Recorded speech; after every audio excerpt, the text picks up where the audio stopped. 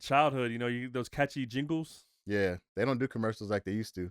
Like when I think of all the commercials back then, one of the first ones that comes to mind is Boys Market. You remember that one? Which one is that? It was like Boys Market.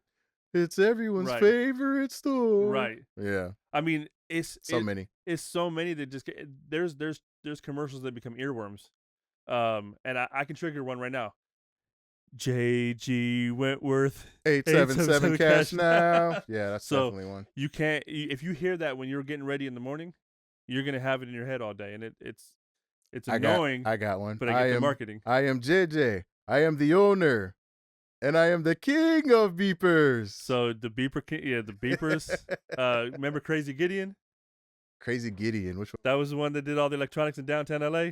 I don't remember that one. I'm crazy, slashing the prices. Then he started throwing stuff. I barely remember that. Oh yeah, so that was one. That was Federated. Remember those? Dang, you don't remember Federated? Federated started using the max headroom. Nah, bro, where was I at? I don't know, man. All right, I got one. Pussy cow, pussy cow, pussy cow. Pussy cow. Like, I never heard pussy cow. Hey, like more than half the population, that's what they interpreted it as. And it was go see cow. Yeah. For Cal Worthington. But everyone thought it was some sort of play on words and jokes because he was always on the back of a cow or a tiger or some sort of animal. Elephant, yeah. So it was like, hey, this is a play on words. So instead of a pussy cat, it's a pussy cat. Everybody just thought it, Cal Worthington and his dog Spot. Right. And, that's... Who wasn't even a dog. I mean, and that goes along the lines with the Cadbury Bunny, who clucked like a chicken. So, you just, with all those commercials around the same time, you just assumed he was saying, pussy cow. And you could go, hey, go. If you don't know what we're talking about, because I know that was a West Coast thing, Cali thing, go YouTube video Cal Worthington Ford commercials and listen to the jingle. It doesn't matter which one comes up. It's the same jingle on every episode, on every commercial. But yeah, a lot of people thought that was pussy cow. Cal Worthington was the Ford guy. So, man, another one. You remember those St. Ides commercials? St. Ides commercials. Just hit the corner store. You have there was the Pac and Snoop. Yeah, there was a lot. They did a lot. There was a Wu one. There was Wu-Tang had one. Yeah, they did a lot of them. But that one right there was my go-to to fucking Warren G and Nate Dogg. Was it because the marketing was targeted a certain type of way?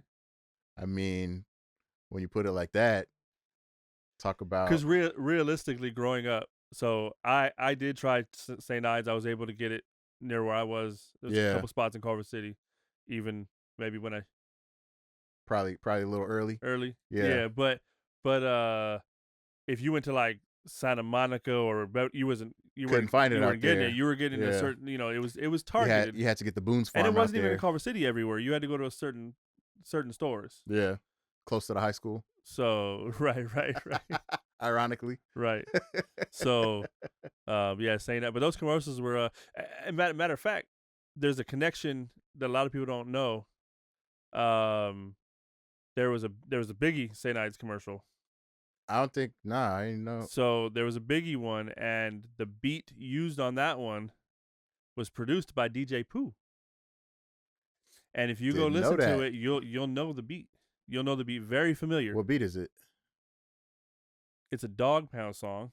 Dog Pound and Snoop Dogg. New York, big city of That's dreams. The beat and every day in New York ain't no is what it's. Yeah, that beat that DJ Pooh produced is the beat that Notorious B.I.G. raps over in his St. Ides commercial. So which came?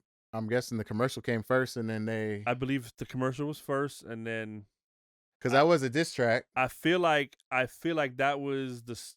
I don't know the story. I mean, I would love to get maybe Pooh or somebody that maybe know. I'd love to talk, but I don't know if that was the reasoning behind the New York, because obviously tensions West Coast, East Coast at that time. Yeah. So I don't know if that was the idea, like, oh, let's grab that St. Ides beat. Who did it? It's a West Coast beat. Right. So I don't know if that was intentional, or if they just heard the beat and was like, oh, let's, and they came up with the track. Yeah. I don't know if there was any motives behind it, but that is, either way, that's the beat. That's crazy. That's the beat. And it's tripping me out now how many times we've done it, because now I'm thinking about Hit 'Em Up using Junior Mafia Get Money remix beat. Right. Man.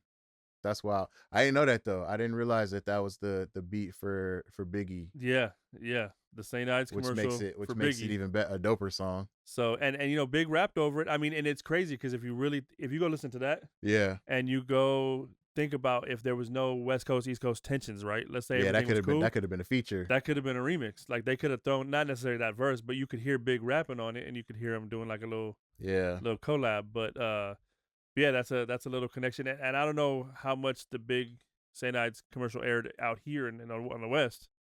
But yeah, that's so then I'm wondering, did they see our commercials out there, or were they insightful enough to have like regional commercials based for on those who was areas? Yeah, who was on the video. these Yeah. artists are West Coast, so we're just going to Right. show these commercials on the West Coast. Could be. That'll Could be be. interesting. So, Now I want to go on a deep dive and look right. for some St. Ides commercials, see if they got some in like Midwest or something. The Dirty South St. Ides commercials. And it's a trip. If you've never heard the big one, if you never heard B.I.G., I'm gonna look that up. it's a trip when you hear him rapping on the beat because your brain is so tuned to the dog pound. Yeah, So when the beat comes on, you're already visioning what's gonna happen next. yeah, And then you know, obviously Biggie start rapping, and you know, and it's cool. There's nothing wrong with it, but it gives you that like oh this is weird. This is weird because this is not That's what a my trip. brain wants to hear. That's a trip. So, but yeah, that's a thing. I did not know that. Yeah, I mean,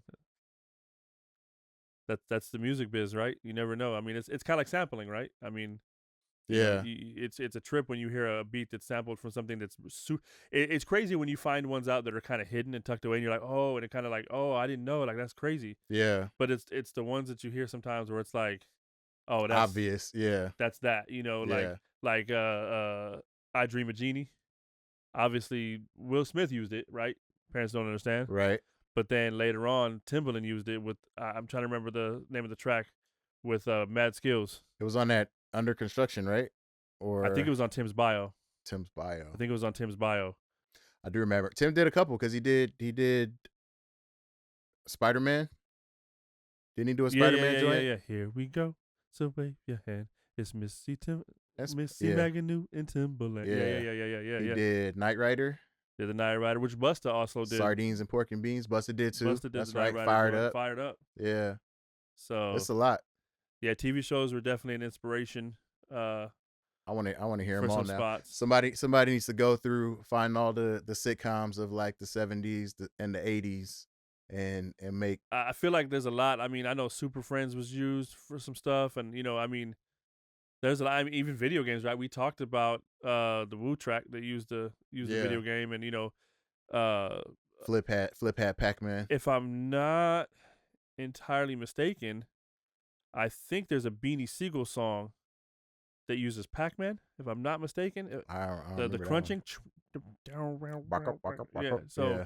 I think there. If I'm not, I think it was Beanie Siegel that used that in a track, or he was featured on it or something. Yeah. So yeah, I mean, there's a lot of artists out there, you know, sampling. Can you reach that?